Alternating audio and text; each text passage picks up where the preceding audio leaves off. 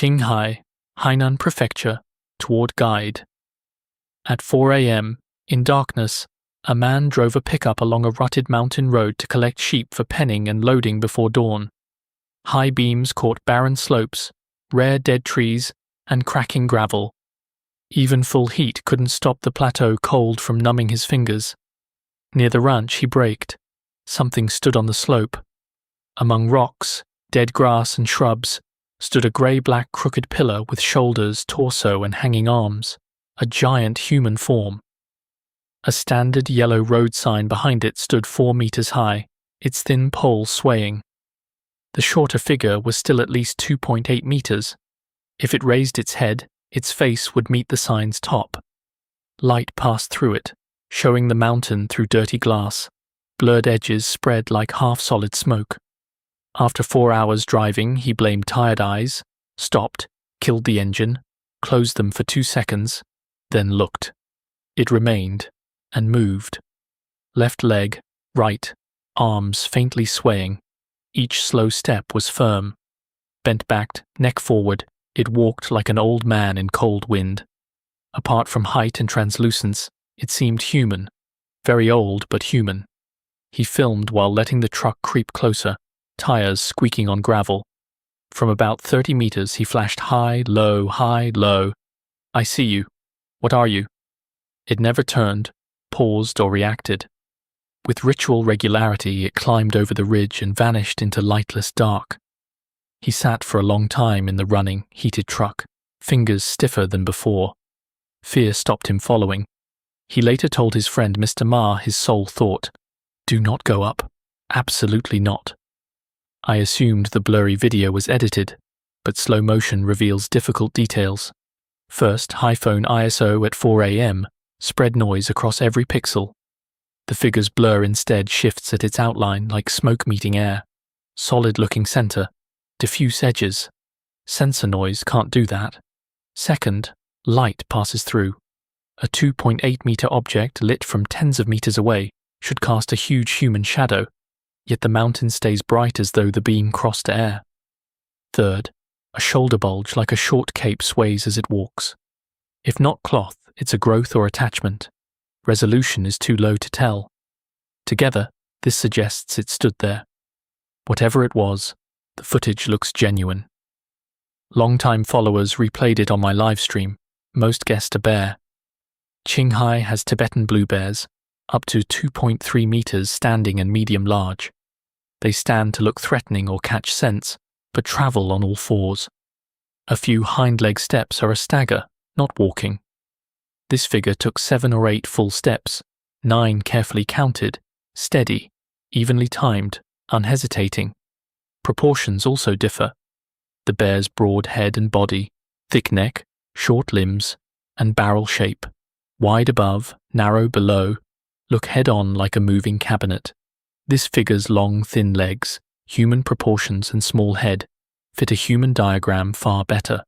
Most importantly, bears aren't translucent. Headlights show fur, color, and texture, casting a solid shadow. Here, light crossed the body to the mountain. Calling it an animal requires an unknown, light-transmitting humanoid species. It was no bear. Intermediary. Mr. Ma said the cameraman never used that road again, even by day.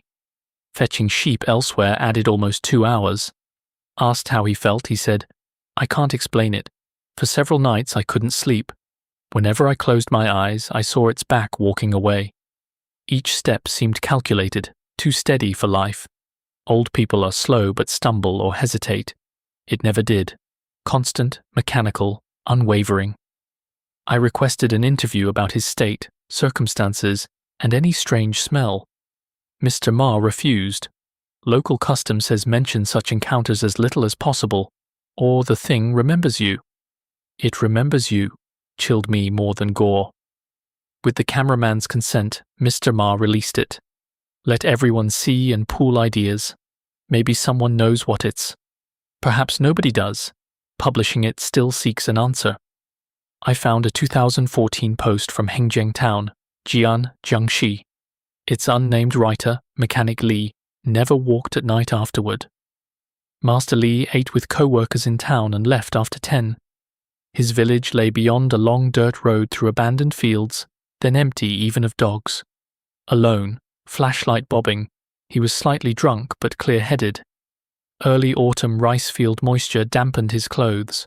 After 20 minutes he saw a black column, taller in moonlight than a utility pole. Assuming a construction post or abandoned signal tower base, he slowed as its outline cleared.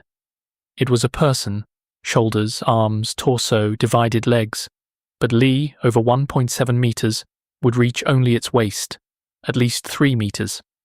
"Who's there?" he shouted. It didn't leave or vanish but turned.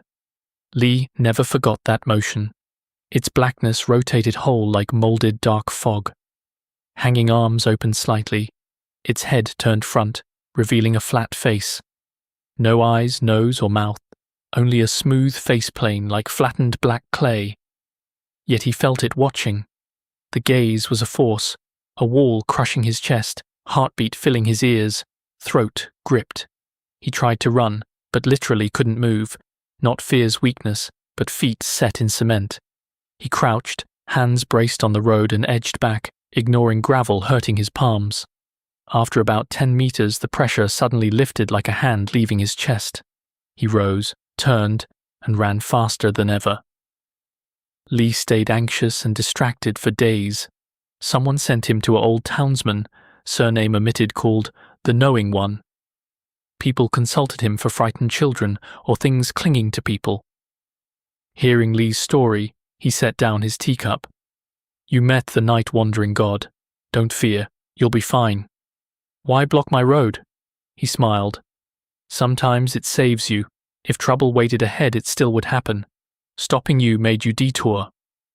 Lee asked no more.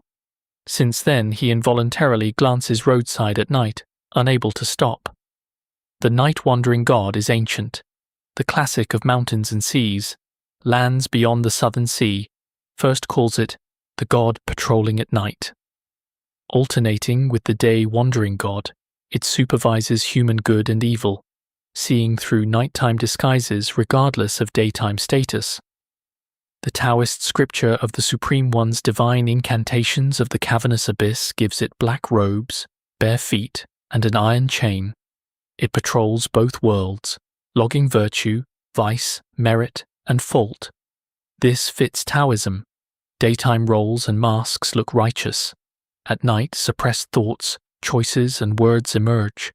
The god records them for heaven's yearly rewards or punishments. Thus elders say, "Deep at night, curse not heaven, a god is by your side." At midnight you feel unseen. Someone sees. Rural lore says regular night travelers eventually meet it. Never shout, name it, or point. Stop, lower your head, avoid its face, and think, "Divine Lord passing, may all be safe and fortunate." Then pass unharmed. The ritual asks respect, not resistance or flight. Recognize its existence and duty, then request passage, ancient speech between humans and unseen things. Lee's "Who's there?" broke the taboo, yet it spared him. Perhaps the Knowing One was right. It merely stopped him. I thought this uniquely Chinese until finding 2 other records. First, California's Santa Lucia Mountains, a broken low coastal ridge in constant fog. Its earliest indigenous oral tradition named the Dark Watchers.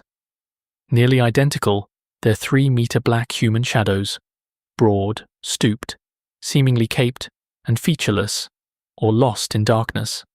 Only at dusk or before dawn, they stand motionless on ridges, watching travelers. Indigenous people told Spaniards arriving over 3 centuries ago. Missionaries dismissed savage superstition and wrote nothing. Soon, Spaniards saw a tall, dark human shape, watching from a far ridge at sunset. Reports continued among American pioneers, 19th century travelers, nearby World War II soldiers, and today's backpackers and climbers. Some saw them repeatedly at the same pass an hour, same mountains, area, and beings for over 300 years. Second, on Ben Macdui, Scotland's second highest peak, climbers report the Big Grey Man. Unlike them, it supposedly has black fur and a dense fog face, approaches people, and appears mainly in heavy mist and rain. Accounts agree.